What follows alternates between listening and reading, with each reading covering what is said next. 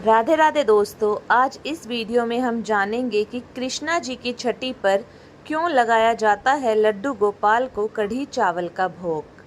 हम सभी के मन में यह एक सवाल बार बार आता है कि इस दिन कढ़ी चावल बनाने और उसका भोग लगाने का मुख्य कारण क्या है।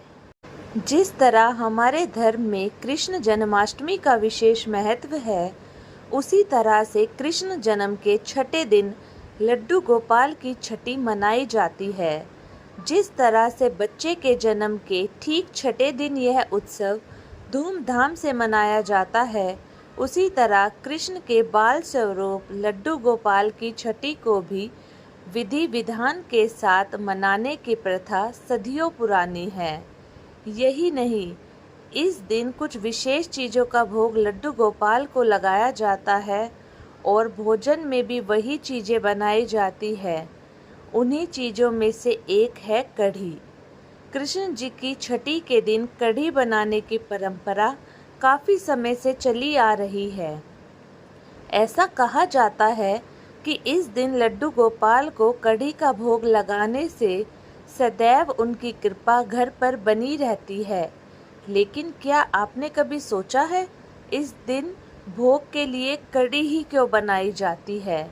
आखिर क्यों लड्डू गोपाल को लगता है कढ़ी चावल का भोग? कढ़ी और चावल दोनों मिलकर एक सात्विक भोजन का प्रतिनिधित्व करते हैं, जो सादगी के मूल्यों के अनुरूप माने जाते हैं। आइए जानते हैं कि इसके पीछे क्या कथा है कढ़ी चावल का भोग लगाने के लिए।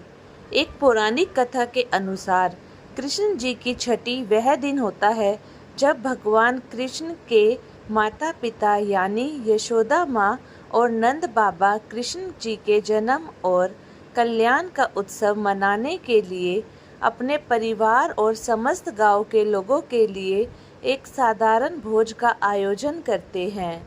इस दिन वे अपनी सादगी भरी जीवन शैली के अनुरूप पौष्टिक और सादा भोजन तैयार करते हैं और ग्रामीण जनों को परोसते हैं। कढ़ी चावल एक साधारण और पौष्टिक व्यंजन होने के कारण कृष्ण जी की माता और पिता की विनम्रता और भक्ति का प्रतीक माना जाता है। इसी वजह से आज भी छठी के भोग के लिए कढ़ी चावल को ही चुना जाता है।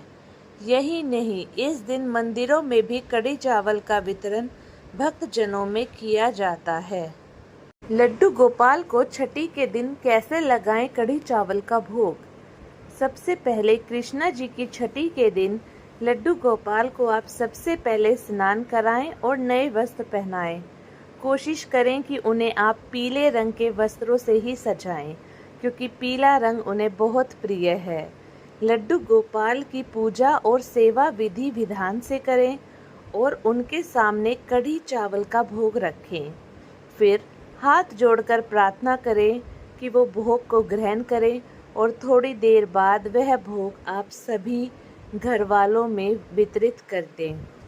ध्यान रखें कि कढ़ी चावल का भोग बनाते और लड्डू गोपाल को अर्पित करते समय आपको भी बिल्कुल शुद्ध होना चाहिए। स्नान आदि करने के बाद ही लगाएं। अगर आपको मेरी वीडियो अच्छी लगी तो मेरे चैनल दिव्या भक्ति ज्ञान को लाइक और सब्सक्राइब ज़रूर करें और ऐसी और वीडियो के लिए मेरे चैनल से बने रहें। हर हर महादेव दोस्तों, राधे राधे।